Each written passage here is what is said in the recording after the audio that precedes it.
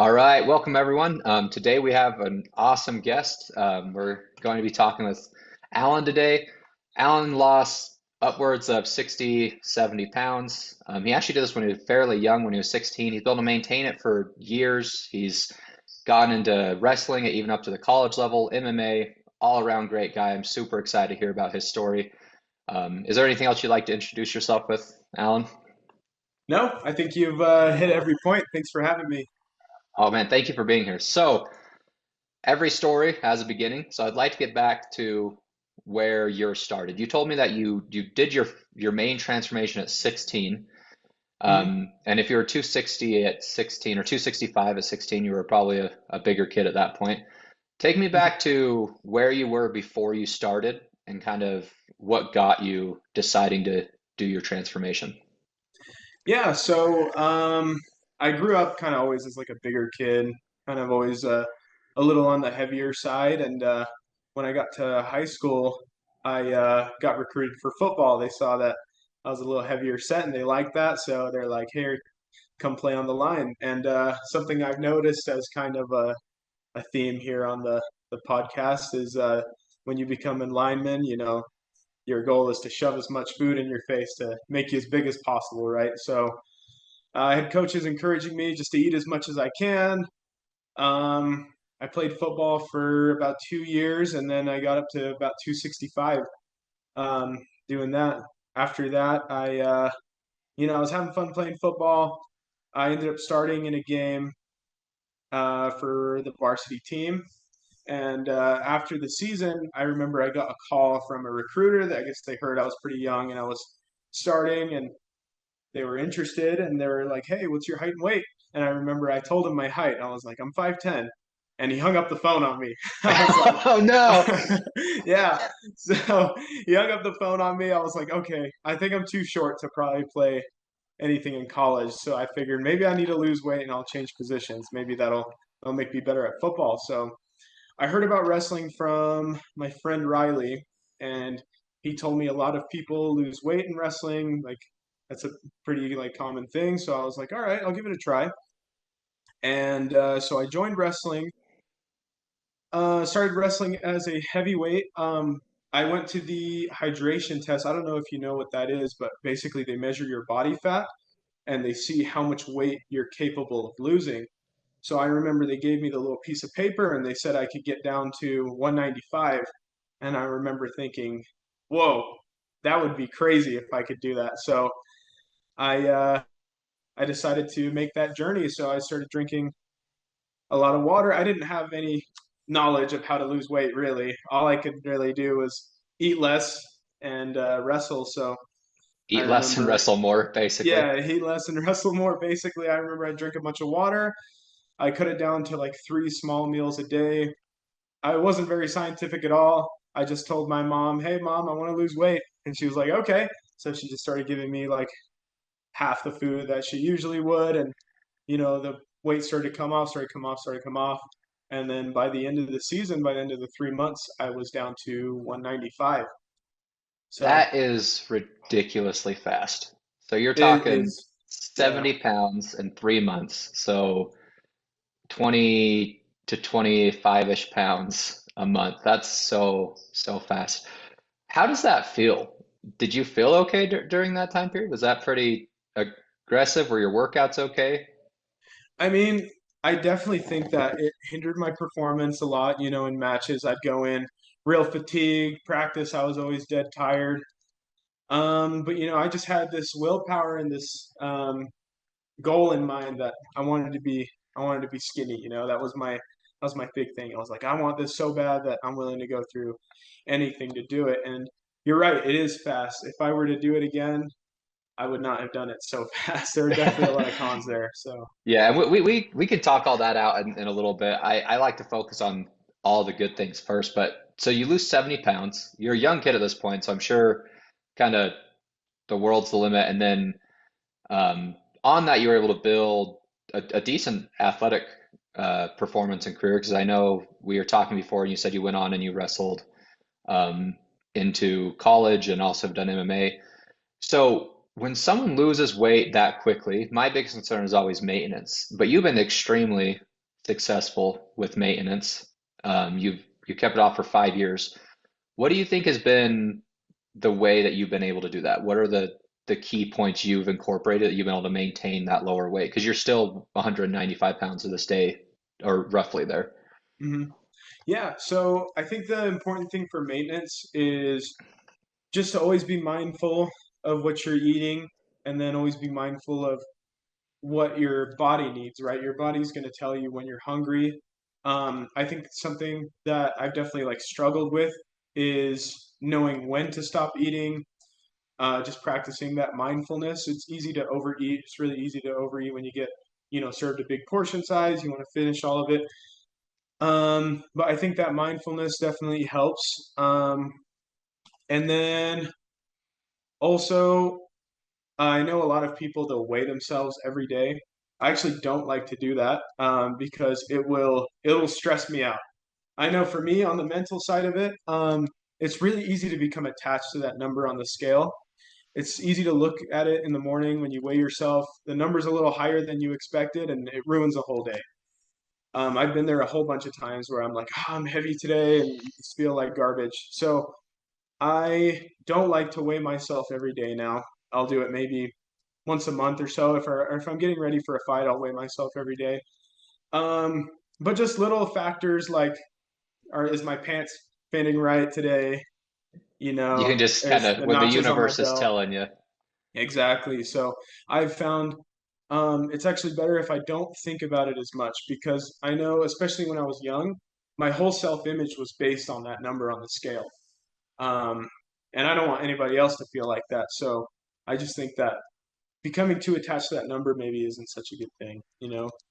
Yeah, I can definitely see how that can be an issue. So Hmm. you brought up two things I'd like to follow up with. One was when you were talking earlier about knowing how to listen to your body and like knowing when to stop.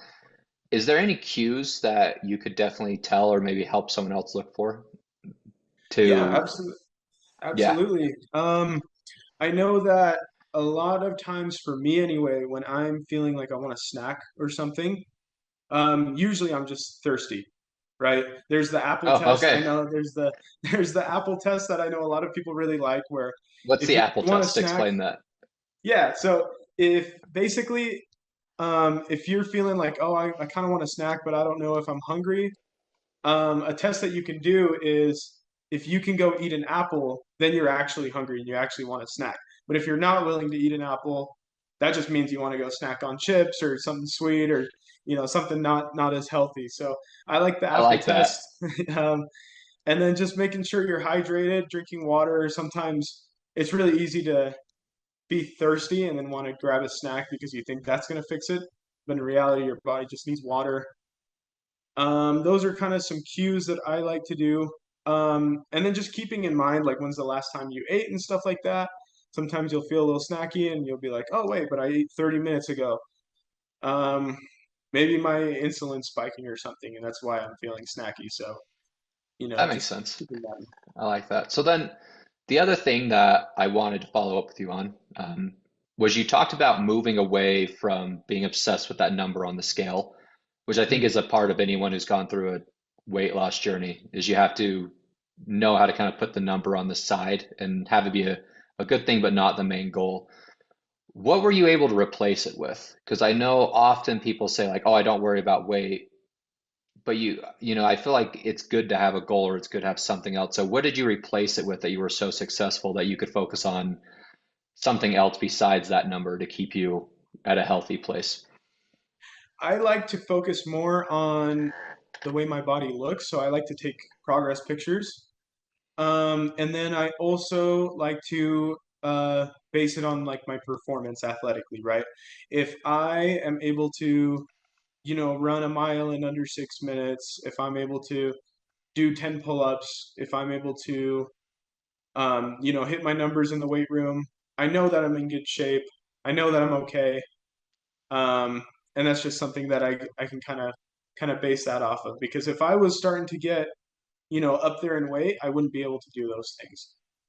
That makes sense. So you switched out for athletic performance, which probably was an easy and a natural transition for you because you started out doing this as an athlete.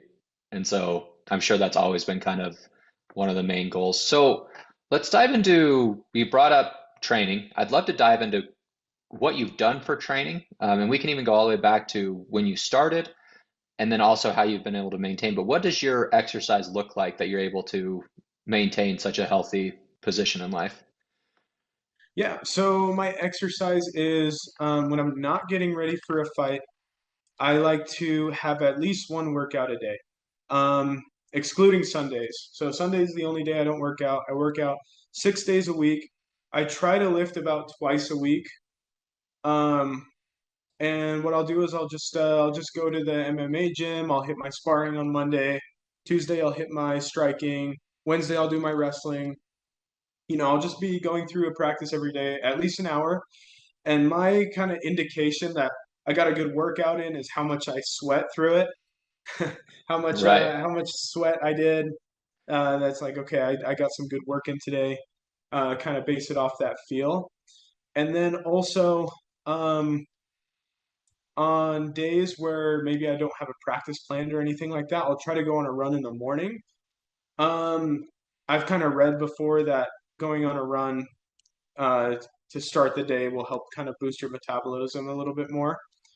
So I like doing things like that, and then little things to boost my metabolism. I know that um, like taking cold showers will sometimes boost that, or like eating more spicy food, eating more protein. Um, I think those things are kind of some things I do to help maintain that too. Awesome. That's great. So along with this, usually there's a nutrition side of these things as well. I know you said during the weight loss you weren't overly detailed with the nutrition. You said you just kind of had your mom cook less, and so you just ate less. Yep. What about now? Are you more, do you do macros? How do you monitor your nutrition? Is it all intuitive? What does your daily eating look like and why?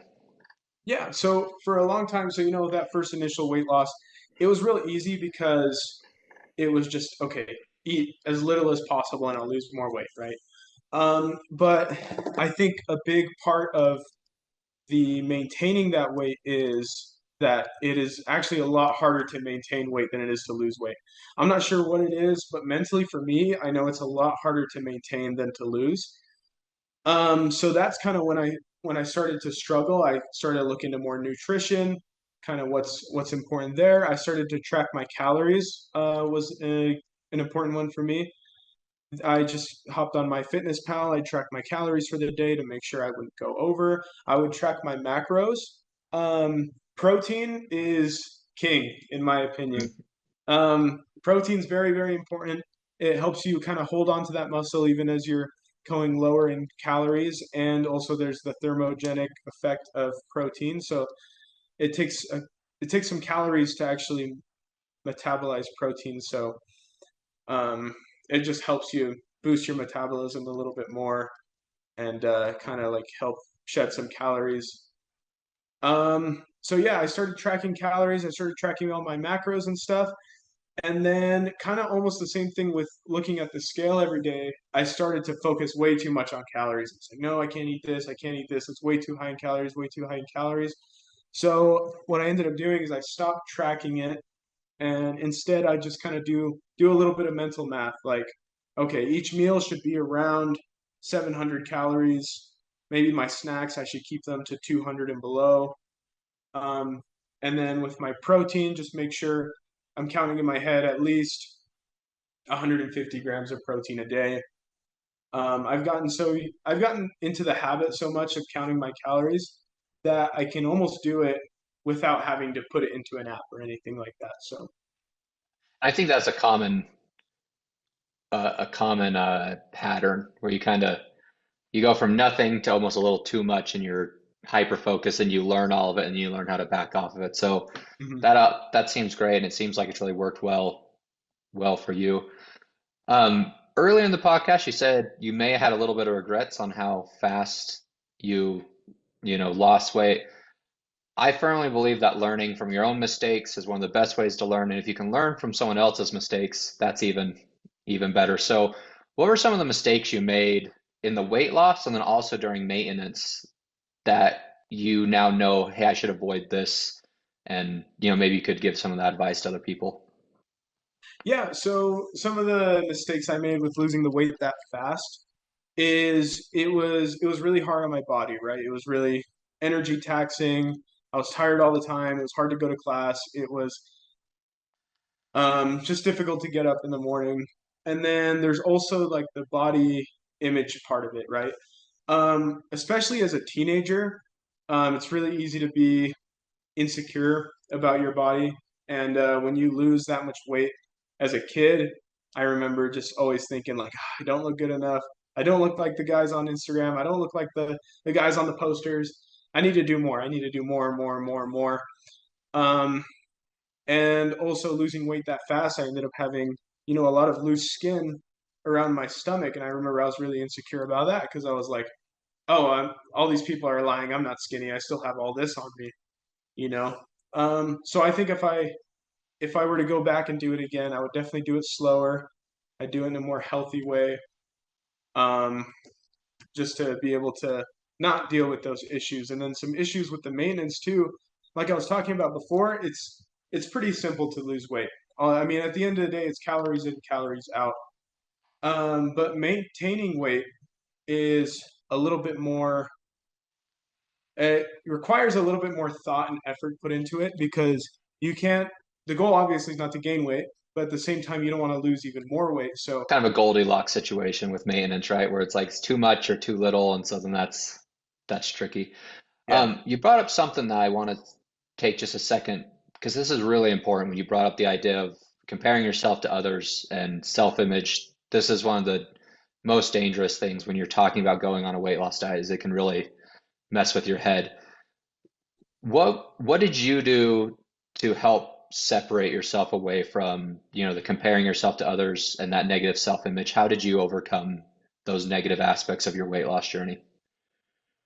I had some great coaches, and they'd be able to help me out with that, right? Something that stuck with me is one time Court McGee told me he uh, he said, "I don't care how I look, and you shouldn't care how you look. All I really care about is how I feel." And I really took that to heart. It makes a lot of sense, right? A lot of people they think too much about what other people are going to think about them. It's really easy to be just kind of focused on your image and how people are going to view you and all that kind of stuff.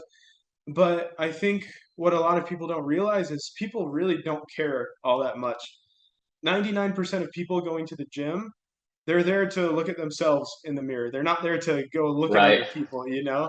So people just really don't care all that much. So I know it's really easy to get kind of focused in on that. But you just kind of got to let go and just think, how do I feel? How do I view myself? That's what really counts. Great. I really like that. And that is always something I'm trying to work on myself and also help with other people. Just make sure you're doing it for you and not for the wrong reasons. Yeah. So at this point, we obviously know you have a decent amount of wisdom. You able to lose 70 pounds. You feel good. You've been able to maintain it for 5 years. If you were going to either talk to yourself or, just someone on the street and give them that one piece of advice that they're about to start something trying to change their health and do better, what would that be? I would just ask them, you know, how badly they want it, right? Um, I know I've helped a couple people lose weight, and they've bounced up and down. They've kind of like, oh, I'm gonna start, and then they never do. Um, I just think it is possible to, if you don't like the person you are, you can always change that, right? You can always make an effort and go out there and try to change it. That would be my piece of advice would be, how bad do you want it? How bad do you want to really change? And that was kind of my motivation waking up every day during my weight loss is just I remember just thinking like, oh, this is what I want to be. I have an image of how I want to view myself. I'm gonna go out there and get it. So I really like that. Just taking the responsibility and realize like, hey, this is possible. And if I'm not happy with it, I can move on and I can change it and I can become better. mhm. That's great. So thank you so much for your time. I've learned a bunch. That was That was really awesome. I still can't believe you lost weight that quick naturally. That is a Yeah. impressive feat. You must be a really tough and determined guy. But do you have anything else you'd like to touch on before we wrap up? No, I think I'm all good. Awesome. Thanks, Well, thank you Mike. so much, Alan. It's been great to have you on, and hopefully we can just get this good information out there and help anyone who's listening. And so that's all we had for today, and we'll just end it there. Awesome. Sounds good. Thank you.